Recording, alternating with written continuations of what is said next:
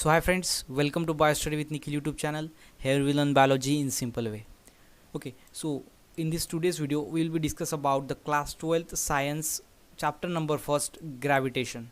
Okay, so हमने 10th का शुरू किया है Maharashtra state board new syllabus chapter number first gravitation class 10th science का. ओके, सो फर्स्ट चैप्टर हम शुरू कर रहे हैं वो है ग्रेविटेशन. सो ग्रेविटेशन मतलब क्या होता है? So gravitation means every object is attracted toward the earth due to gravitation. So gravitation एक ऐसा फोर्स है जो किसी भी ऑब्जेक्ट को उसकी तरफ क्या करता है, अट्रैक्ट करता है. सो उससे ही कोई भी ऑब्जेक्ट अर्थ पर रहती है उसको हम बोलेंगे ग्रेविटेशन. ओके, सो ग्रेविटेशन में जो बेसिक कॉन्सेप्ट है वो हम लेंगे एकदम सिंपल वे में और आपको अंडरस्टैंड होगा ऐसे. तो चलिए शुरू करते हैं ग्रेविटेशन. सो और first question is that what do you know about gravitational force. So gravitational force के बारे में आपको क्या पता है? सो क्या है gravitation force? The gravitation force is a universal force. Universal force means ये यूनिवर्स में सभी मीन्स यूनिवर्स में सब जगह पर ये रहता है, इसलिए हम इसको बोलते हैं universal force. That is act between any two objects in the universe. So ये क्या होता है, दो ऑब्जेक्ट के बीच में जो है वो एक्ट होता है यूनिवर्स के अंदर. ओके, सो सभी ऑब्जेक्ट के बीच में. सो इसलिए हम इसको बोलते हैं universal force. Okay, so gravitational force is universal force because that is acts between any two object in the universe. Okay, then second what is centripetal force. So gravitation आपको पता चलेगा कि ग्रेविटेशनल फोर्स क्या होता है, उससे ही अपने chapter first है उसका नाम गिरा है ग्रेविटेशन. ओके, उसके बाद है what is centripetal force. Centripetal force means क्या है, डिफाइन सेंट्रीपिटल फोर्स. तो सेंट्रीपिटल फोर्स किसको कहेंगे?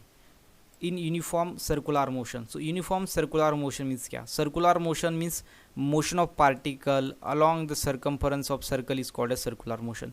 ओके, सो जिसमें पार्टिकल की मोशन होती है along the circumference of circle. So ये हो गई circumference of circle. Okay, circumference. उसके बाद जो पार्टिकल है उसकी वैसी मोशन होती है उसको हम बोलते हैं सर्कुलर मोशन. एंड यूनिफॉर्म मतलब कांस्टेंट स्पीड. ओके, सो अगर जो सब्सटेंस है और जो ऑब्जेक्ट है वो यहाँ से यहाँ पर जाने में अगर 4 मिनट लग गए, उसके बाद अगर वही राउंड करने में अगर 4 मिनट लग गए, तो ये क्या होगा, यूनिफॉर्म मोशन. बिकॉज इसमें जो टाइम है वो कैसा है, सेम. ओके, सो इसमें जो टाइम है वो कैसे लगता है, सेम लगता है, इसलिए हम इसको बोलते हैं uniform circular motion of a body. So centripetal force किसे कहेंगे? In uniform circular motion of a body, the force acting on the body is directed toward the center of circle. So ऐसा फोर्स जो centre की तरफ क्या होता है, directed होता है, उसे हम बोलते हैं सर्कुलर मोशन और सेंट्रीपिटल फोर्स. सो सर्कुलर मोशन ऐसी होती है एंड उस मोशन में क्या होता है, जो पार्टिकल होता है वो जो है वो सेंटर की तरफ जो है वो अट्रैक्ट होता है, उसे हम बोलेंगे centripetal force. Centripetal force the force which is acting toward the centre. So जो फोर्स सेंटर की तरफ एक्ट होता है उसे हम बोलेंगे centripetal force. And this force is called as centripetal force. So दो टाइप के फोर्स होते हैं, सेंट्रीपिटल एंड सेंट्रीफ्यूगल. सो जो फोर्स जो है वो सेंटर के अवे डायरेक्शन में जो है वो डायरेक्ट होता है उसे हम बोलेंगे सेंट्रीफ्यूगल. एंड सेंट्रीपिटल जो बोलेंगे the it is the force acting on the body is directed toward the centre of circle. जो फोर्स सेंटर ऑफ सर्कल पे क्या होता है, डायरेक्ट होता है, उसे हम बोलेंगे सेंट्रीपिटल फोर्स. सो अब देखते हैं उसके एग्जाम्पल्स. सो सेंट्रीपिटल फोर्स के एग्जाम्पल्स क्या है? So first the moon revolves around the earth due to the gravitational force. So जो मून है वो अर्थ के अराउंड क्या होता है, रिवॉल्व होता है बिकॉज ऑफ ग्रेविटेशन फोर्स. सो अर्थ पर क्या है, ग्रेविटेशन फोर्स, वो क्या करता है, मून को अपनी तरफ क्या करता है, उसको बांध कर रखता है. ओके, सो इसलिए जो वो मून है वो ऐसी डायरेक्शन में जो है वो सर्कुलर मोशन जो है वो करता है, बिकॉज ग्रेविटेशनल फोर्स क्या करती है, अर्थ पर जो है ग्रेविटेशन फोर्स उसको अपनी तरफ खींचता है. Okay, and exerted by the earth. Okay, so the moon revolves around the earth due to the gravitational force exerted by the earth. So gravitational force कौन exert करता है, earth exert करता है, किस पर, moon पर. and this force is directed toward the center of circle. and जो ये force है वो central means directed toward the center of circle. so center of circle जो है means center of earth. सो अर्थ को हम क्या कंसिडर करेंगे, circle. So the force which is directed toward the centre of circle is called as centripetal force. And जो क्या करता है, मून को अर्थ की तरफ डायरेक्ट करता है, centre of circle means centre of earth की तरफ वो उसको क्या करता है, डायरेक्टेड होता है उसको, उसे हम बोलेंगे सेंट्रीपिटल फोर्स. एंड ये हो गया उसका example. So motion of moon around the earth is example of centripetal force. Then second. तो हमारा जो नेक्स्ट क्वेश्चन है वो है विच ऑफ द फोर्स और which the force responsible for the motion of planet around the sun. So कौन सा force जो है रिस्पॉन्सिबल है motion of the planet around the sun, sun के अराउंड में जो प्लैनेट की मोशन होती है उनमें कौन सा फोर्स जो है वो रिस्पॉन्सिबल है। ओके तो first, a planet revolves around the sun due to the gravitational force. So gravitational force से क्या होता है, जो प्लैनेट होते हैं वो सन के अराउंड में क्या होते हैं, रिवॉल्व होते हैं because of gravitational force. Okay so ऐसे, so exerted only on it by the sun. So sun क्या करता है, उस पर ग्रेविटेशनल फोर्स एक्सर्ट करता है सो दैट जो प्लैनेट है वो सन के अराउंड में मूव करते। ओके सो द फोर्स और the planet revolves around the sun due to the gravitational force exerted on it by the sun. So gravitational force कौन एक्सर्ट करता है, सन एक्सर्ट करता है किस पर, प्लैनेट पर, so that planet are revolve around the sun. So ये हो गया फोर्स, ग्रेविटेशनल फोर्स के बारे में।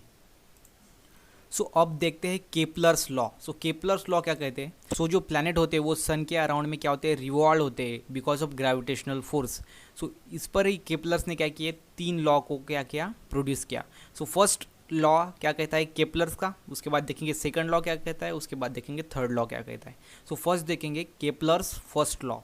सो इसका स्टेटमेंट क्या है, the orbit of the planet is an ellipse. So एक ऐसे इलिप्स की तरह है। ओके सो ऐसे इलिप्स की तरह, and with the sun at one of the foci. So sun क्या है, one of the foci. So यहाँ पर आप डायग्राम में देख सकते हो this is sun. Okay so यहाँ पर जो है वो सन है और ये कैसा एक वन ऑफ द फोका है, फोकस है। Okay and this is elliptical orbit. Okay so ये कैसे ऑर्बिट, इलिप्टिकल ऑर्बिट है। सो इसलिए केपलर्स लॉ फर्स्ट क्या कहता है, the orbit of the planet is an ellipse. So first आपको बताना है कि जो ऑर्बिट होती है प्लैनेट के, ऑर्बिट मीन्स जिस ऑर्बिट में वो प्लैनेट मूव करता है वो उसकी ऑर्बिट हो गई। ओके उसके बाद with the sun at one of the foci. So sun के साथ जो प्लैनेट जो होता है वो अपनी जो इलिप्स है और अपनी जो ऑर्बिट है उसमें वो मूव रिवॉल्व होता है, उसे हम बोलेंगे ellipse. With the sun one of the foci is called as Kepler's first law. So Kepler's law क्या कहता है, कोई भी प्लैनेट जो है वो सन के अराउंड में मूव करता है, रिवॉल्व करता है, मोशन करता है अपनी with the ellipse. So ellipse produce करता है एंड जो सन होता है वो वन ऑफ द फोकाई होता है उसका। ओके सो ये हो गया फर्स्ट लॉ केपलर्स का। उसके बाद the orbit of the planet moving around the sun shows the elliptical orbit. So कैसी ऑर्बिट शो करता है, इलिप्टिकल। ओके सो यहाँ पर ऐसे इलिप्टिकल ऑर्बिट करता है, ये बीच में हो गया सन। उसके बाद planet revolve around the sun. So sun के अराउंड में रिवॉल्व होने मीन्स जो होता है तब इलिप्टिकल ऑर्बिट वो शो करता है। उसके बाद S denoted the position of sun. यहाँ पर आप देख सकते हो यहाँ पर यस है और ये जो ए है, A denote the position of planet and S denoted the position of sun. So इस तरह से केपलर्स फर्स्ट लॉ सिंपली कहता है the orbit of the planet is an ellipse with the sun at one of the foci. उसके बाद है Kepler second law. So Kepler second law क्या कहता है, अब देखते हैं। So the line joining planet and the sun. So जो लाइन जो है वो प्लैनेट एंड सन को जो है ज्वाइन करती है, मीन्स दोनों को जोड़ती है, sweeps equal area in equal interval of time. Sweeps equal area in equal interval of time. So जितना टाइम उसको, सो अब डायग्राम में आपको बहुत अच्छे से समझेगा। So the line joining the planet and the sun. So यहाँ पर आप देख सकते हो जो ए है वो है प्लैनेट, उसके बाद जो सन है वो है यस से डिनोटेड क्या है। सो ये जो लाइन है means the line joining sun and the planet swept out equal area. So कैसा इक्वल एरिया स्वेप्ट आउट करता है। सो ये हो गया एक एरिया नंबर 1, उसके बाद ये हो गया एरिया नंबर 2। सो जितना एरिया यहाँ पर है उतना ही एरिया यहाँ पर है। So sun sweeps equal area in equal interval of time. So यही कहना है केपलर सेकंड लॉ का। सो जैसा कि आप डायग्राम में देख सकते हो ए बी, सो ये हो गया ए एंड बी। उसके बाद C D and E F are distance covered by the planet is in equal interval of time. So A B, उसके बाद है डी सी, उसके बाद है ई एफ। सो ये जो डिस्टेंस है मीन्स ये जो डिस्टेंस कवर्ड किए गए हैं प्लैनेट ने वो इसको करने में इक्वल टाइम लगा है। सो अब हमको क्या लगता है ये जो है वो सन के नज़दीक है इसलिए इसको डिस्टेंस कम लगा होगा, इसको टाइम कम लगा हुआ। ये जो है थोड़ा दूर है इसको डिस्टेंस, इसको टाइम ज़्यादा लगा होगा, लेकिन ऐसा नहीं है। So the line joining the planet and the sun sweeps equal areas in equal interval of time, ऐसा कहना है केपलर सेकंड लॉ का। Okay then the straight line A S. So A S यहाँ पर देख सकते हो आप, ये हो गई A S and C S. Okay and यहाँ पर आप देख सकते हो ये हो गए C S and E S and this is E S. Sweeps equal area in equal interval of time. So इसका कहना यही है, जितना एरिया यहाँ पर होगा उतना एरिया यहाँ पर भी होगा, उतना ही यहाँ पर एरिया होगा, और इसको टाइम जो है वो भी सेम लगेगा। So the area A S B means यहाँ पर ए, उसके बाद यहाँ पर एस बी, उसके बाद एरिया सी एस डी, उसके बाद area E S F R same. यही कहना है केपलर सेकंड लॉ का, बहुत ही सिंपल है। उसके बाद देखेंगे केपलर थर्ड लॉ। सो तो आइए देखते हैं केपलर थर्ड लॉ। सो इसमें क्या कहा है, so the square of the period of revolution, so period of revolution का square of a planet around the sun, so किसका, प्लैनेट का, सन के अराउंड में जब वो मोशन करता है तब, is directly proportional to the cube of mean distance of the planet from the sun. So ये कैसे डायरेक्टली प्रोपोर्शनल है, किससे, cube of mean distance of the planet from the sun. Okay, so cube of mean distance of planet around the sun. So if R is the average distance, अब आपको समझ में आएगा, R is average distance. Okay, so ये हो गया यहाँ पर। उसके बाद अगर यहाँ पर आप सन लगे, ये हो गया प्लैनेट। सो यहाँ पर अगर आर डिस्टेंस हमने कंसिडर किया, okay, of the planet from the sun, okay, so sun से प्लैनेट का डिस्टेंस कौन सा है, आर है। सो हमने यहाँ पर कंसिडर किया, and T is the period of revolution, and इसको टाइम कितना लगा, टी लगा। Okay, so period of revolution means revolution करने में कितना टाइम लगा, उसे हम बोलेंगे पीरियड ऑफ रिवॉल्यूशन। ओके, सो इसमें क्या कहा है केपलर थर्ड लॉ में, सिंपल है। So the square of period of revolution, so period of revolution हमें क्या डिनोट किया है, टी। सो हम टी का क्या लेंगे, स्क्वायर लेंगे। Okay, so T square and directly proportional, so ये हमें पता है टी स्क्वायर ये होगा उसका टी स्क्वायर, उसके बाद डायरेक्टली प्रोपोर्शनल ये होगा उसका साइन 2। सो किससे, cube of mean distance of the planet. So distance क्या है, आर है। ओके, सो आर का क्या होगा, cube. So distance is R and cube means T square is directly proportional to the R cube. यही कहना है केपलर्स थर्ड लॉ का। So the square of period, यहाँ से हम लिख सकते, यहाँ पर हम उसका स्टेटमेंट बना सकते हैं, T means time period, period of revolution. So यहाँ पर हम देखेंगे square of period of revolution is directly proportional to the mean, okay, so directly proportional to the cube of, so यहाँ पर क्या है, क्यूब है, cube of the mean distance, यहाँ पर हमने आर से डिनोट किया है, of the planet from the sun. So ये हो गया केपलर्स थर्ड लॉ। यहाँ पर आप देख सकते हो T square is directly proportional to the R cube, that is T square upon R cube is constant, that is K. So ये हो गया Kepler's third law in simple way. उसके बाद देखते हैं Newton's universal law of gravitation. So Newton's का ऐसा law जो यूनिवर्सल लॉ है, मीन्स सभी पृथ्वी पर, मीन्स अर्थ पर जो है वो सभी जगह पर एप्लीकेबल है, इसलिए हम इसको बोलते हैं universal law of gravitation. Express in it mathematical form, so mathematical form भी इसको एक्सप्रेस करना है हमको। सो बहुत ही एग्जाम्पल मीन्स वो सिंपल है, और उसके बाद ये जो है वो मोस्ट इंपॉर्टेंट टॉपिक है फर्स्ट चैप्टर का, ग्रेविटेशन का। Okay, so Newton's universal law of gravitation क्या कहता है, सो एवरी ऑब्जेक्ट, ये उसका स्टेटमेंट यहाँ पर, every object in the universe, so universe में रही हुई every object attracts every other object with a definite force. So एक ऑब्जेक्ट क्या करती है यूनिवर्स के अंदर की दूसरी ऑब्जेक्ट को क्या करती है, अट्रैक्ट करती है। ओके, एक दूसरे को ये अट्रैक्ट करती है विद अ फोर्स, मीन्स किससे, फोर्स से होता है, उनके बीच में क्या होता है, force is directly proportional to the product of their masses. So mass का प्रोडक्ट है उस पर वो डायरेक्टली प्रोपोर्शनल होगा, and inversely proportional to square of distance between them. So inversely proportional किससे होगा, square of distance between them. So directly proportional inversely proportional means क्या, so directly proportional means एक अगर क्वांटिटी बढ़ गई तो दूसरी भी क्वांटिटी क्या होगी, बढ़ेगी। ओके, मीन्स अगर उसका डिस्टेंस बढ़ गया, means the every object will attract any other particle with a different force is directly proportional to the product of their masses, directly proportional है product of their masses।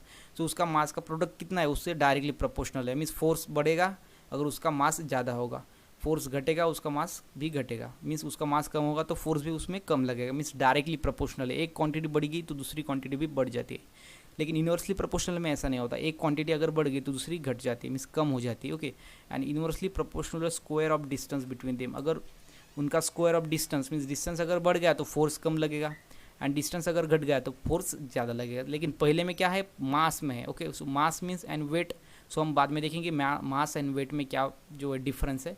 सो यहाँ पर आप देख सकते हो, यहाँ पर इसका स्टेटमेंट क्या दिया है, every object in the universe attract every other object with a different force, या यहाँ पर आप पहला जो लाइन लिखेंगे उसके बाद लिखेंगे सो दिस फोर्स, सो वो फोर्स जो दो पार्टिकल के बीच में, दो ऑब्जेक्ट के बीच में होता है यूनिवर्स के अंदर, is directly proportional, so directly proportional होता है किससे, product of their masses of two objects and inversely proportional to the square of distance between them.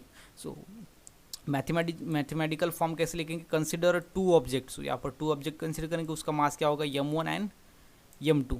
We assume that the object are very small sphere and uniform density, इसकी density कैसे होगी, uniform mean same density, small sphere के जैसा, and the distance r, so यहाँ पर distance क्या है, r distance है, okay, between them, and centre is very large compare to the radii of the sphere.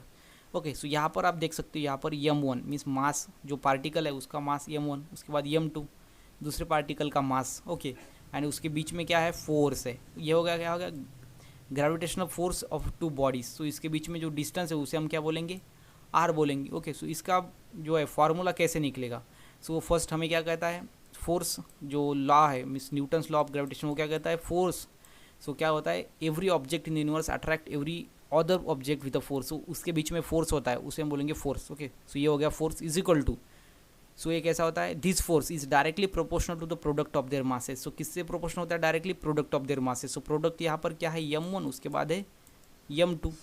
Okay, so m1 into m2, okay, उसके बाद so directly proportional product of their masses and inversely proportional square of distance between them, so यहाँ पर distance क्या है, r, उसका square, means यहाँ पर हो गया r स्क्वायर, और ये हो गया उसका mathematical form of Newton's law of gravitation. Means यहाँ पर हम जो है वो वी कैन कैलकुलेट और we can write the statement from formula और write a formula from statement. So statement का यूज़ करके हम फार्मूला को लिख सकते हैं और फार्मूला का यूज़ करके हम स्टेटमेंट को लिख सकते हैं। कैसे, सो यहाँ पर आप देख सकते हैं every object attract any other particle of matter with a force, so वो फोर्स कैसे होगा, ये होगा फोर्स, उसके बाद directly proportional product of their masses, m1 and m2 इसका क्या है, प्रोडक्ट है, मीन्स इसमें क्या है, मल्टीप्लिकेशन है, so directly proportional product of their masses and inversely proportional square of distance between them, यहाँ पर r means radius means square, और हो गया डिस्टेंस एंड उसका square, so inversely proportional square of distance between them and directly proportional the product of their masses. So ये हो गया Newton's universal law of gravitation, ये होगा उसका mathematical form. So simply force is directly proportional to the product of their masses m1 and m2, that is r square upon r square, and that is F is equal to g। so g क्या है, gravitation constant है, okay, and यहाँ पर m1 m2 upon r square. सो ये हो गया उसका mathematical form किसका, न्यूटन्स लॉ ऑफ ग्रेविटेशन का। ओके, सो यहाँ पर g जो है वो है constant of gravitation. Okay, so ये हो गया Newton's law of gravitation, universal law of gravitation. So अब देखते हैं Newton's law of gravitation is called as universal law of gravitation. Why, so Newton's का जो लॉ है वो कैसा है, universal law of gravitation. So why, क्यों है, okay, so first the value of the constant of gravitation does not change with the nature, ये कैसी होती है, वो चेंज नहीं होती है नेचर के साथ, मास और the size of the material particle, so उसका मास, नेचर कैसा है, उसके बाद मास कैसा है, मास मीन्स उसके अंदर कितना पार्टिकल है, and size of the material particle, so उसकी साइज कितनी है, सो इस पर वो क्या होता है, डज नॉट चेंज, सो उससे वो चेंज नहीं होता, it does not vary with the distance between the two particles, so दो पार्टिकल्स के बीच में कितना डिस्टेंस है इससे वो उसको कोई भी फर्क नहीं पड़ता, इसलिए हम उसको बोलते हैं यूनिवर्सल लॉ ऑफ ग्रेविटेशन। उसके बाद it is also independent on the nature of the medium between the two particles, उसके बीच में नेचर ऑफ मीडियम का नेचर कैसा है उस पर भी ये डिपेंड नहीं है, hence it is called as universal constant. So universe में कहाँ पर आप जाओ, कभी पर भी आप गए तो उस पर ये लॉ जो है वो एप्लीकेबल होगा, इसलिए हम उसको यूनिवर्सल कांस्टेंट भी बोलते हैं। And third, as the law of gravitation given by the Newton's applicable throughout the universe, so throughout the universe ये क्या है, एप्लीकेबल है। ओके, सो ये लॉ जो है वो सभी जो चीज़ें वहाँ पर एप्लीकेबल होगा एंड टू ऑल पार्टिकल्स, सो अर्थ पर जितने भी सारे पार्टिकल्स है उस पर ये जो लॉ है वो एप्लीकेबल होगा, इसलिए हम इसको बोलते हैं यूनिवर्सल लॉ ऑफ ग्रेविटेशन। सो जो लॉ यूनिवर्स में, होल यूनिवर्स में जो है वो एप्लीकेबल है, इसलिए हम इसको बोलते हैं Newton's universal law of gravitation. So आपका अगर यहाँ पर आप समझ भी गए कि Newton's universal law of gravitation को हम यूनिवर्सल लॉ ऑफ ग्रेविटेशन क्यों बोलते हैं, ओके, बिकॉज द यूनिवर्स में सभी जगह पर, सभी पार्टिकल पर एक्ट होता है। उसके बाद state the importance of the Newton's and universal law of gravitation. उसका इम्पोर्टेंस क्या है? सो न्यूटन्स लॉ ऑफ ग्रेविटेशन हमने देखा, उसके बाद उसको हम यूनिवर्सल क्यों बोलते हैं वो भी हमने देख लिया। अब देखते हैं उसका इम्पोर्टेंस क्या है। Okay, so first the importance of the Newton's universal law of gravitation, this explain the successfully. So क्या है सक्सेसफुली इसने एक्सप्लेन किया, that is with great accuracy. So first the force that bind object on the earth to the earth. Okay, so force क्या करता है, जो object है वो क्या करता है अर्थ पर जो है वो बाइंड करता है उसके साथ। ओके, सो इसलिए जो कोई भी ऑब्जेक्ट है वो अर्थ पर रहते हैं because of Newton's universal law of gravitation. अगर Newton's universal law of gravitation नहीं होता तो कोई भी जो ऑब्जेक्ट है वो हवा में जो है वो तरंगती, वो पृथ्वी पर जो है अर्थ पर जो है वो रहती नहीं बिकॉज ऑफ ग्रेविटेशन फोर्स वहाँ पर नहीं है।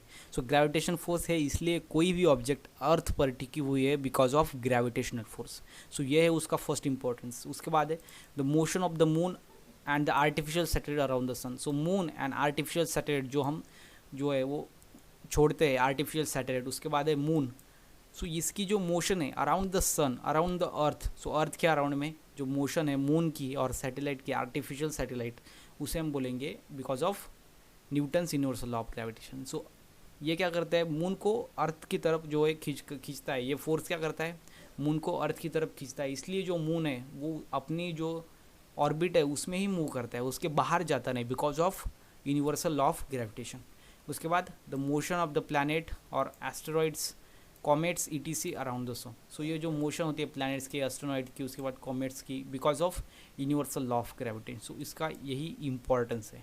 सो बहुत ही इम्पोर्टेंस फोर्स है यूनिवर्सल जो ग्रेविटेशन है। ओके, सो ये हो गए उसकी इम्पोर्टेंस। सो अब देखते हैं escape velocity. So what is escape velocity? Escape velocity हम किसे बोलेंगे? So when a body is thrown vertically upward from the surface of the earth. So यहाँ पर जो फर्स्ट लाइन है वो कैसे है? सो कोई भी बॉडी अगर हमने वर्टिकली अगर अर्थ से बाहर उसको अगर थ्रो किया मीन्स फेंका, okay thrown, and the minimum initial velocity of the body for which the body able to overcome downward pull by the earth। so ऐसी मिनिमम इनिशियल वेलोसिटी लगेगी उसको, जहाँ से क्या होगा मिनिमम वेलोसिटी लगेगी, उससे क्या होगा वो जो अंदर का जो ग्रेविटेशन फोर्स है अर्थ के ऊपर का उसके जो रेंज है उसके बाहर चली जाएंगी। Okay, so body is overcome the downward pull by the earth. So downward pull क्यों होता है? Because of gravitation and can escape from the earth for ever is called as escape velocity. So simple में ऐसी velocity जो particle को अगर हम देंगे तो वो अर्थ की जो ग्रेविटेशनल फोर्स है उसके बाहर चली जाएंगी और वो एस्केप हो जाएंगी for ever from earth. So अर्थ की मीन्स अर्थ उसको अट्रैक्ट नहीं कर पाएगी। सो ऐसी वेलोसिटी जो उसको अर्थ के ग्रेविटेशनल फोर्स के बाहर जो उसको निकाल देगी उसको हम बोलेंगे एस्केप वेलोसिटी। सो एस्केप मीन्स छूटना। सो ग्रेविटेशनल फोर्स से अगर वो छूट गई, ग्रेविटेशनल फोर्स के बाहर चलेगी वेलोसिटी से, सो उस वेलोसिटी को हम बोलेंगे एस्केप वेलोसिटी। सो बहुत ही सिंपल कॉन्सेप्ट है। सो ये हो गया एस्केप वेलोसिटी। उसके बाद देखते हैं mass and weight. So mass and weight में क्या डिफरेंस होता है? सो बहुत ही बेसिक जो है वो कॉन्सेप्ट है। सो मास एंड वेट। सो मास क्या होता है? So the mass of the body is the amount of matter present in it. So ये क्या है? Amount of matter. सो कितना मैटर इसके अंदर होता है। फॉर एग्जाम्पल हमने क्या लिया? बलून ले लिया। उसके बाद इसमें जो है कितनी एयर है, O2 हो गया, कार्बन डाइऑक्साइड हो गया। सो कितनी एयर इस बलून में है उसे हम बोलेंगे मास। उसके बाद यहाँ पर वेट में क्या लेंगे हम? सो वेट में भी हम बलून ही लेंगे लेकिन उसके अंदर की जो हवा है उसको हम मेजर नहीं करेंगे, उसका वेट मेजर करेंगे सिंपली 2 ग्राम। ओके, सो यहाँ पर the weight of the body which on the earth is attract it. Okay, so earth उसको अट्रैक्ट करती है ऐसा वेट। सो वो क्या हो गया? 2 ग्राम। सो बलून का वेट क्या होगा? 2 ग्राम, लेकिन उसके अंदर की हवा कितनी है उसे हम बोलेंगे मास। सो बलून के अंदर का मास, उसके बाद बलून का वेट। सो इसमें यहाँ पर डिफरेंस है मास एंड वेट के अंदर। उसके बाद इट हैज़ मैग्नीट्यूड। सो इसको क्या है? मैग्नीट्यूड है but not direction. So direction नहीं है। ओके, सो ओवरऑल सभी डायरेक्शन में, इसलिए वो डायरेक्शन लेस है। एंड इस वेट में क्या है? It has magnitude as well as direction. इसमें मैग्नीट्यूड भी है और डायरेक्शन भी है। ओके, सो मैग्नीट्यूड मीन्स उसका अमाउंट है specific, 2 gram 3 gram. Okay, so weight का अमाउंट होता है उसको हम बोलेंगे magnitude and as well as direction. So direction में इफेक्ट करता है। अगर हमने जो है इसको मून पर ले गए तो वेट चेंज होगा बिकॉज ऑफ यहाँ पर डायरेक्शन भी है, लेकिन जो मैग्नीट्यूड है वो चेंज नहीं होगा, मीन्स सॉरी जो मास है वो चेंज नहीं होगा डायरेक्शन से। अगर हम उसको बलून को मून पर ले गए उसका वेट चेंज होगा, लेकिन उसके अंदर की हवा जो है वो चेंज नहीं हो सकती, बिकॉज वो क्या है, मास है और ये उसका वेट है।